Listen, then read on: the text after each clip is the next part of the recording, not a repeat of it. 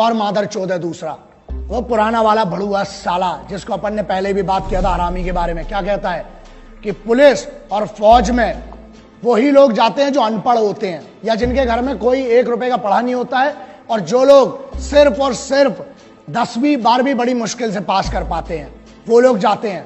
सुन, अब तेरे को बताता हूं, अबे चूतिए मादर चौथ, तेरे को पता भी है फौजी होता कौन है?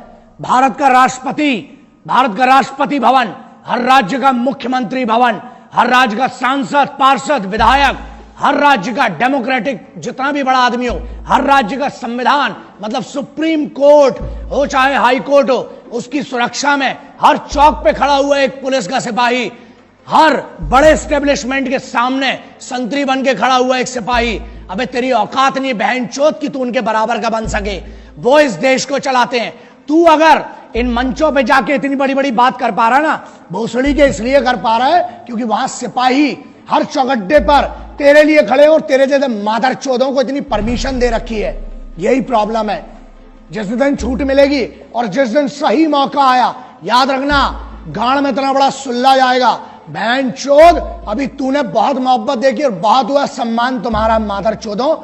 एक और सेंटेंस बोला इसने बहन चोद ने कि पैसा देके घूस देके जाते हैं। अबे चूते तेरे पास दिमाग है लौड़े? बात एक्सट्रीम इनसेंसिबिलिटी की, शुद्ध भाषा में चूतियापा बोलते हैं ना जिसको, वो ये इन जैसे बहुत बड़े बड़े होशियारों ने जो बड़े बड़े यूनिवर्सिटीज में पढ़ रहे हैं उनका कहना ये है कि फौज में पैसा देके जाते हैं और सोते हैं और राशन खराब करते हैं, राशन खाते हैं फ्री का, है ना। चलो इसका बड़ा सिंपल सा आप समझो, जितनी आपकी समझदारी है ना। अगर पैसा देके जाना है तो फौज में क्यों जाएगा आदमी? मरने के लिए। फौज में क्यों जाता है?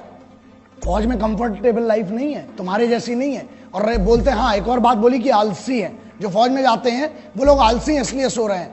बेटा तू बहन चौथ, तू अपनी बात कर रहा है। तेरे से तो दाढ़ी बनाता नहीं है रोज बहन चौथ, तू क्या आलस की बात करता है बे? एक जगह पे 15 साल से डले हुए तुम जैसे भड़ुए इस देश का राशन खा रहे हो, हमारा टैक्स खा रहे हो, हमारी हर चीज खा रहे हो, उसके बाद बोलते हो बड़ा नेता और यूनियन वाले। बड़ी बात है, तुम जैसे बड़े पदों पे भी जा सकते हैं, लेकिन हमारे लिए पद मैटर नहीं करता बे। इज्जत कमाना अलग बात है, ताकत कमाना अलग बात है। तुम जैसे भड़ुओं की कभी इस देश में इज्जत नहीं होगी। क्यों? क्योंकि इस देश में अगर मंदिर हो, चाहे मस्जिद हो, चाहे गुरुद्वारा हो, चाहे चर्च हो, उसको सुरक्षा कौन देता है? वो है सिपाही। बाहर से जो पाकिस्तान की तरफ से आ रहे हैं वो दुश्मन है, उनसे लड़ना बहुत सरल है। तुम लोग साले जो अंदर गदर मचा के रखिए ना, उसके लिए एकाध न एक दिन बहुत गलत होगा। मैं बहुत कोशिश कर रहा हूं, प्रयास कर रहा हूं कि बचा रहूं, गुस्से में ना आऊं, लेकिन अब लगता है कि अब कुछ ना कुछ, और जिस दिन होगा उस दिन पब्लिकली और बहुत गंदा होगा तुम्हारे साथ। क्यों फौज में जाता है? अबे वो बच्चा जिसको एक गरीब घर से आके पुलिस में या फौज में जाना पड़ता है ना, 3 बजे रात को उठता है वो बच्चा। जब बेंचो तुम लोग पार्टी कर रहे होते हो ना वहां पर अपने कॉलेजेस में, यूनिवर्सिटीज में और अपने बड़े बड़े भवनों के अंदर, बड़ी बड़ी मेस में जब तुम पार्टी करते हो बेंचो दो, अबे तुमको पता भी है सिपाही होता क्या है? क्योंकि सुनो प्रॉब्लम यह है हमारे देश में, ना एक नेता का लौंडा आज तक सिपाही बना, ना आज तक ये भोसड़ी के जो यूनियन में बैठे हैं कोई अमीर का लौंडा आज तक सिपाही नहीं बना। कहां गए वो मादरचोद बड़े बड़े अमीर? अबे भोसड़ी के खेल के लिए समय देने वालों को, मैच जीतने वालों को क्या मिलता है? इनाम मिलता है ना।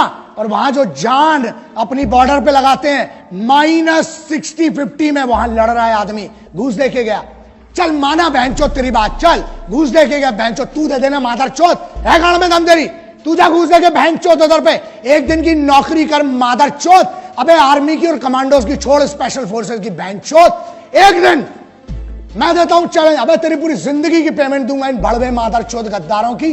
जा एक दिन ट्रैफिक पुलिस का काम करके देख मादरचोद, धूप में वहां खड़े होकर देख, पानी में खड़ा होकर देख।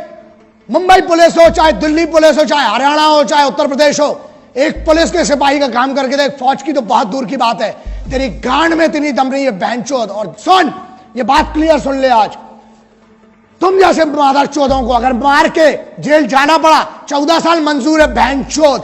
जिस दिन मेरे सामने पड़े ना मादरचोद, मारूंगा, लेकिन एक बात पक्की है, पब्लिकली मारूंगा, अकेले कभी नहीं मारूंगा। क्योंकि तुम जैसे आगे और पैदा ना हो बहनचोद। अबे मुझे तो शर्म आती है, माफ करना, जिसने तेरे को पैदा किया ना, मां मुझे माफ कर दे, तेरे को भी नहीं पता था कि ऐसी मादर चोद औलाद पैदा करोगी मां आप। शर्म आती होगी उस मां को भी अपने कोख पे जन्म पे कि ऐसा गद्दार पैदा कर दिया बहन चोद को। सुन मादर चोद, जिस दिन मेरे सामने आया मारूंगा, घसीट घसीट के मारूंगा बहन चोद।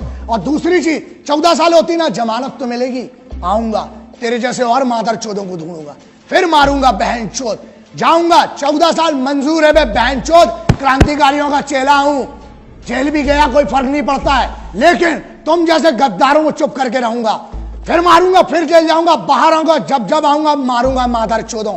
दूसरी बात मुन्ना, हमें रोज सुबह से लेकर रात तक धमकी के कॉल आते हैं। और रही बात हमारी, मादर चोदों इतनी तैयारी के साथ चलते हैं, इतना जखीरा तो खुद लेके चलते हैं बे, इतना असला बारूद। मादर चोदों 1 किलोमीटर तक धुआं धुआं करूंगा जिस दिन मैं मारने पे आया बहन चोद। और ये दम बुलेट प्रूफ गाड़ी की नहीं है बीपी की जिसमें बैठ के घूम रहा हूं, गाड़ी के बाहर आने के बाद भी जगह बोल तू बहन चोद, नाम बता उस जगह का, अकेला आऊंगा मादर चोद। ईमेल कर, फोन नंबर ले मेरा, लिख चैनल पे अपना एड्रेस, आऊंगा मारूंगा बहन चोद घुस के तेरे को।